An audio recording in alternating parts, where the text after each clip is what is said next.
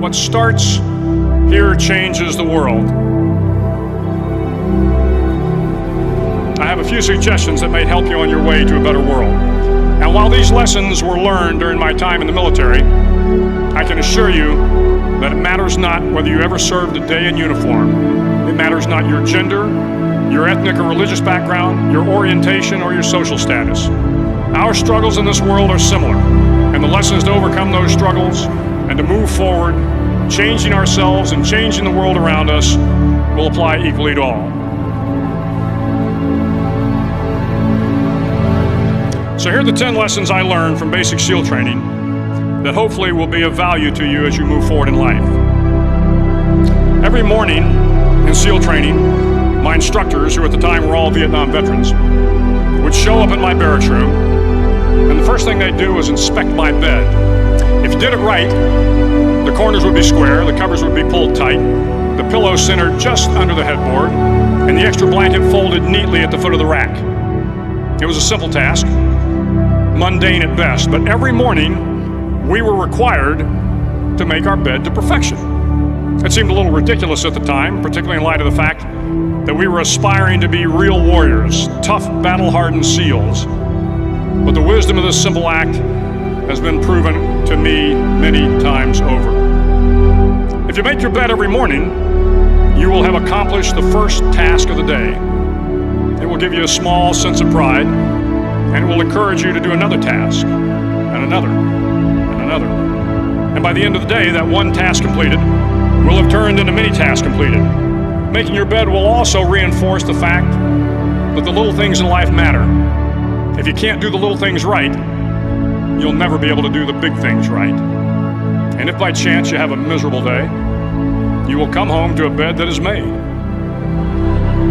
that you made. And a made bed gives you encouragement that tomorrow will be better. So if you want to change the world, start off by making your bed.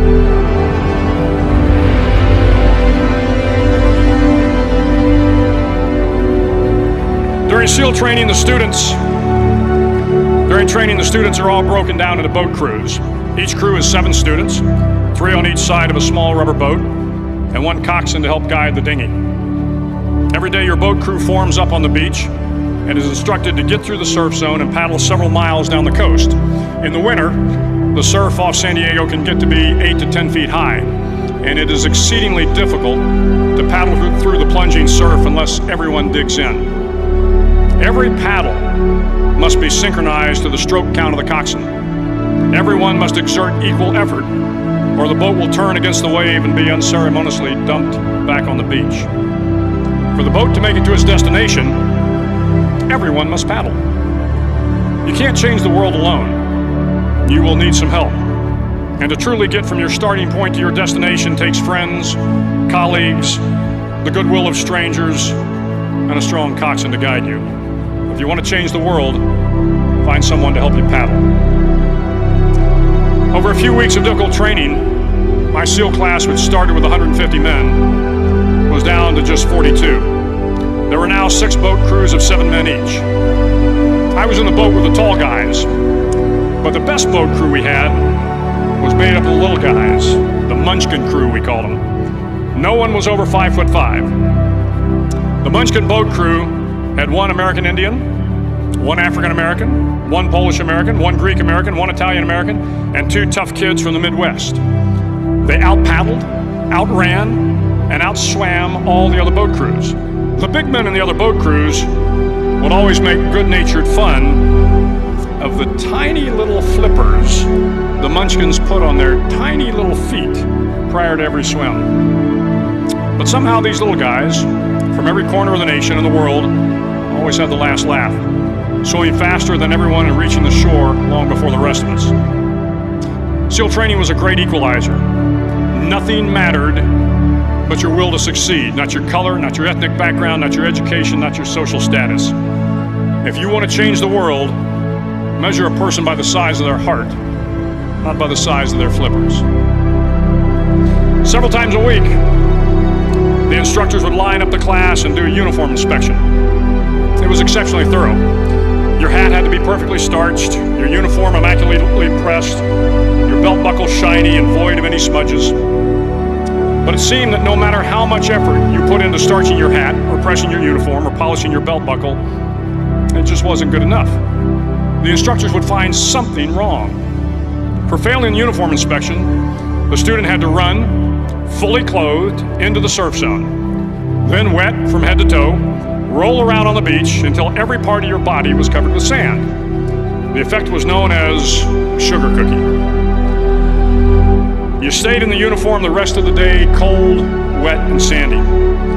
There were many a student who just couldn't accept the fact that all their efforts were in vain, that no matter how hard they tried to get the uniform right, it went unappreciated. Those students didn't make it through training. Those students didn't understand the purpose of the drill. You were never going to succeed. You were never going to have a perfect uniform. The instructors weren't going to allow it. Sometimes, no matter how well you prepare or how well you perform, you still end up as a sugar cookie. It's just the way life is sometimes. If you want to change the world, get over being a sugar cookie and keep moving forward. Every day during training, you were challenged with multiple physical events: long runs, long swims, obstacle courses, hours of calisthenics, something designed to test your mettle. Every event had standards, times you had to meet. If you failed to meet those times, those standards, your name was posted on a list, and at the end of the day, those on the list were invited to a circus. A circus was 2 hours of additional calisthenics, designed to wear you down, to break your spirit, to force you to quit. No one wanted a circus. A circus meant that for that day, you didn't measure up. A circus meant more fatigue, and more fatigue meant that the following day would be more difficult and more circuses were likely. But at some time during SEAL training, everyone made the circus list. But an interesting thing happened to those who were constantly on the list. Over time, those students who did 2 hours of extra calisthenics got stronger and stronger. The pain of the circuses built inner strength and physical resiliency.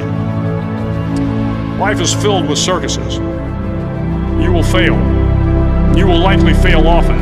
It will be painful. It will be discouraging. At times, it will test you to your very core. But if you want to change the world, don't be afraid of the circuses. At least twice a week, the trainees were required to run the obstacle course. The obstacle course contained 25 obstacles, including a 10-foot wall, a 30-foot cargo net, a barbed wire crawl, to name a few. But the most challenging obstacle was the slide for life. It had a 3-level, 30-foot tower at one end and a 1-level tower at the other. In between was a 200-foot long rope. You had to climb the 3-tiered tower, and once at the top, you grabbed the rope, swung underneath the rope, and pulled yourself hand over hand until you got to the other end. The record for the obstacle course had stood for years when my class began in 1977. The record seemed unbeatable, until one day a student decided to go down the slide for life head first. Instead of swinging his body underneath the rope and inching his way down, he bravely mounted the top of the rope and thrust himself forward. It was a dangerous move, seemingly foolish and fraught with risk. Failure could mean injury and being dropped from the course. Without hesitation, the student slid down the rope perilously fast. Instead of several minutes, it only took him half that time. And by the end of the course, he had broken the record. If you want to change the world, sometimes you have to slide down the obstacles head first. During the land warfare phase of training, the students are flown out to San Clemente Island, which lies off the coast of San Diego. The waters off San Clemente are a breeding ground for the great white sharks. To pass SEAL training, there are a series of long swims that must be completed. One is the night swim. Before the swim, the instructors joyfully brief the students on all the species of sharks that inhabit the waters off San Clemente. They assure you, however, that no student has ever been eaten by a shark, at least not that they can remember. But you are also taught that if a shark begins to circle your position, stand your ground. Do not swim away. Do not act afraid. And if the shark, hungry for a midnight snack, darts towards you, then summons up all your strength and punch him in the snout. he will turn and swim away. There are a lot of sharks in the world. If you hope to complete the swim, you will have to deal with them. So if you want to change the world, don't back down from the sharks. As Navy SEALs, one of our jobs is to conduct underwater attacks against enemy shipping. We practice this technique extensively during training. The ship attack mission is where a pair of SEAL divers is dropped off outside an enemy harbor and then swims well over 2 miles underwater, using nothing but a depth gauge and a compass to get to the target. During the entire swim, even well below the surface, there is some light that comes through. It is comforting to know that there is open water above you. But as you approach the ship, which is tied to a pier, the light begins to fade. The steel structure of the ship blocks the moonlight. It blocks the surrounding street lamps. It blocks all ambient light. To be successful in your mission, you have to swim under the ship and find the keel, the center line, and the deepest part of the ship. This is your objective. But the keel is also the darkest part of the ship, where you cannot see your hand in front of your face, where the noise from the ship's machinery is deafening, and where it gets to be easily disoriented, and you can fail. Every SEAL knows that under the keel, at that darkest moment of the mission, is a time when you need to be calm, when you must be calm, when you must be composed, when all your tactical skills, your physical power, and your inner strength must be brought to bear. If you want to change the world, you must be your very best in the darkest moments. The 9th week of training is referred to as Hell Week. It is 6 days of no sleep, constant physical and mental harassment, and one special day at the Mud Flats. The Mud Flats are an area between San Diego and Tijuana where the water runs off and creates the Tijuana Sloughs, a swampy patch of terrain where the mud will engulf you. It is on Wednesday of Hell Week that you paddle down to the Mud Flats and spend the next 15 hours trying to survive the freezing cold, the howling wind, and the incessant pressure to quit from the instructors. As the sun began to set that Wednesday evening, my training class, having committed some egregious infraction of the rules, was ordered into the mud. The mud consumed each man till there was nothing visible but our heads. The instructors told us we could leave the mud if only 5 men would quit. Only 5 men, just 5 men, and we could get out of the oppressive cold. Looking around the mud flat, it was apparent that some students were about to give up. It was still over 8 hours till the sun came up. 8 more hours of bone-chilling cold. The chattering teeth and the shivering moans of the trainees were so loud, it was hard to hear anything. And then one voice began to echo through the night. One voice raised in song. The song was terribly out of tune, but sung with great enthusiasm. One voice became 2, and 2 became 3, and before long, everyone in the class was singing. The instructors threatened us with more time in the mud if we kept up the singing, but the singing persisted, and somehow the mud seemed a little warmer, and the wind a little tamer, and the dawn not so far away. If I have learned anything in my time traveling the world, it is the power of hope. The power of one person, a Washington, a Lincoln, King, Mandela, and even a young girl from Pakistan, Malala. One person can change the world by giving people hope. So if you want to change the world, start singing when you're up to your neck in mud. Finally, in SEAL training, there's a bell. A brass bell that hangs in the center of the compound for all the students to see. All you have to do to quit, is ring the bell. Ring the bell, and you no longer have to wake up at 5 o'clock. Ring the bell, and you no longer have to be in the freezing cold swims. Ring the bell, and you no longer have to do the runs, the obstacle course, the PT, and you no longer have to endure the hardships of training. All you have to do is ring the bell to get out. If you want to change the world, don't ever, ever ring the bell. It will not be easy. Start each day with a task completed. Find someone to help you through life. Respect everyone. Know that life is not fair and that you will fail often. But if you take some risks, Step up when the times are the toughest.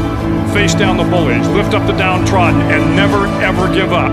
If you do these things, the next generation and the generations that follow will live in a world far better than the one we have today. And what started here will indeed have changed the world for the better. Thank you very much.